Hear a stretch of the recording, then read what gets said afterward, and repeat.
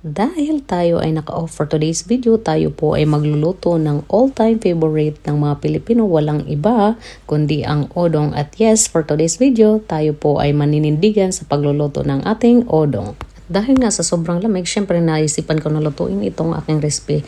At dahil ang ating temperature for today ay nasa -8 degrees Celsius, at yes, kahit ganyan yan, malamig pa po din yan sa labas ng ating bahay. Lalo na dito din sa loob. Pero nga, nakokontrol siya dahil nga may heater tayo dito sa loob ng ating bahay para hindi masyado malamigan yung ating mga katawan. At yes, yan na po yung aking kanin. Sinalang ko na din po kasama ang aking ulam, at yan po ay ang aking udong. Wala pong sardinas yan dahil nga hindi po tayo pwedeng kumain muna ng sardinas at malansa ngayon dahil yung ating allergy ay nagtitrigger every time na makakain tayo ng malansa. So alagaan po muna natin ang ating allergy na hindi uli mag-trigger. At yes, dito na nga nagsimula yung aking pagluluto. Bago nga po pala ako pumunta dito sa kusina, ako po ay naglababon muna at sinalang ko ang aking mga labahin sa loob ng washing machine dahil para habang ako ay nagluluto at nagpe-prepare ng aking kakainin, yung washing naman or yung damit ko ay sabay-sabay na Tapos dahil nga today is my rest day, kaya lahat na ating gawain ay dapat gawin na dahil ito lang yung araw na pwede tayong makagagawa ng ating mga gawain sa loob ng bahay. Dahil tuwing tayo ay may trabaho, tayo po ay sobrang na pagod at wala na tayong oras na gumawa pa ng mga gawaing bahay. At yes, maglinis din ako ng aking kwarto dahil nga ito lang yung time talaga na tayo ay makapaglinis ng ating mga kwarto. At yes, siya na nga, nilagyan ko yan dyan ng additional na tubig dahil nga ako ay naalatan. At yan, yung last ko naman na nilagay dyan, yan po ay ang paprika or ang dried chili na ground chili. Tapos, yon, hindi ko naisipin na mayroon pala akong magic sarap na dala galing sa Saudi Arabia. Kasi nga wala akong seasoning dyan. So, tamang paminta, paprika at asin lang po talaga ang nilagay ko dyan. Pero at least kahit papano hindi ako makakabahan dahil nga yung allergy ko tuwing ako ay nakakain ng hindi na ayon sa aking allergy, siya po ay nagtitrigger. At yes, ako po ay naiistorbo dahil siya po ay nagsisilabasan at sobrang nangangati po. At yan, habang ako ay nag-aantay na matapos ang aking pagluluto, sinilip ko ang aking labahin. Tapos balik uli ako dito para matapos na nga yung aking niluluto at ako ay nagugutom na.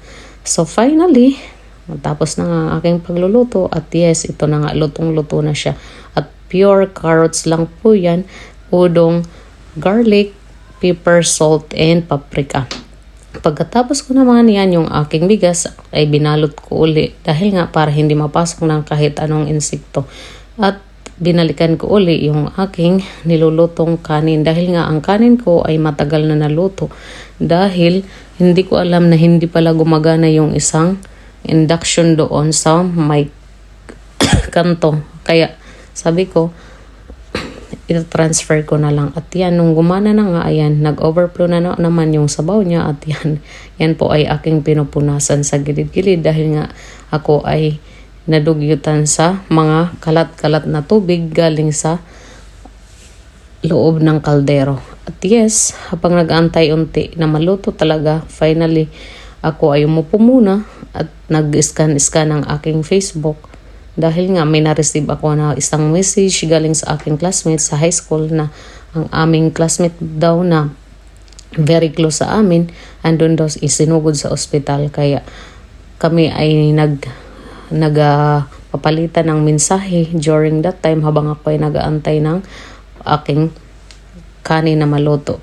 Tapos tinanong ko sa kanya kung ano ang nangyari. Tapos yun nga, sabi niya na 6 months na daw yun na nagkasakit. Pero sabi niya, ngayon lang daw nadala sa hospital dahil nga sa hindi niya alam ang dahilan. Sabi ko naman, ibigay mo sa akin yung account niya at kahit papano, i-message ko yung asawa niya at maikumusta ko man lamang. At syempre, kapag tayo ay nagkaroon ng pagkakataon dahil nga wala pa naman tayong pera dito, so mag-aantay pa tayo ng ating pera para makabigay ng kahit kaunting tulong man lamang.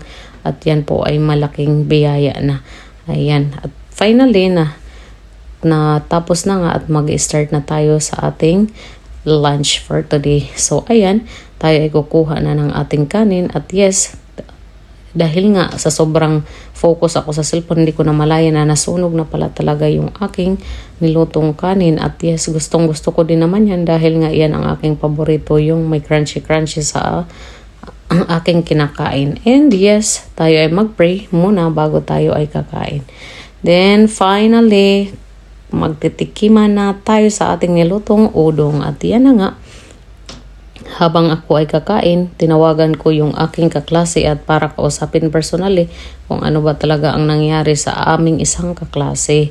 At yes, nag-usap kami at nagpalitan kami ng mga plano or mga suggestion para kung paano kami makalikom ng pera para maitulong din sa aming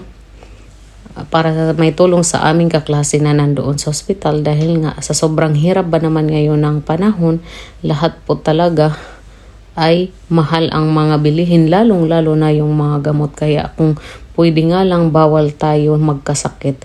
And habang ako ay mag-start ng aking pagkain, dumating nga pala yung aming isang housemates dito. Siya po ay from Germany. Ayan, siya po ay nagtatrabaho through home base. So online work po ang kanyang trabaho at yes, dyan lang po siya sa kwarto at from time to time lumalabas naman dahil nga may mga ginagawa siguro or may mga activities sa labas. At yan, sabi ko nga sa kanya, kumain tayo at ako ay nagluto ng aking pagkain. Sabi niya, salamat at hindi daw siya kumakain ng rice. Sabi niya dahil nga German is not eating rice daw. Sabi niya, sabi ko naman, oh sorry, sabi ko sa kanya. I know, sabi ko that rice is not healthy to all of us. Sabi ko sa kanya, sabi niya, oo nga daw dahil nga nakaka-hypertension daw yan at madaming dala na sakit. Pero sabi ko, Filipino people cannot live without rice. Sabi niya, tumawa nga siya.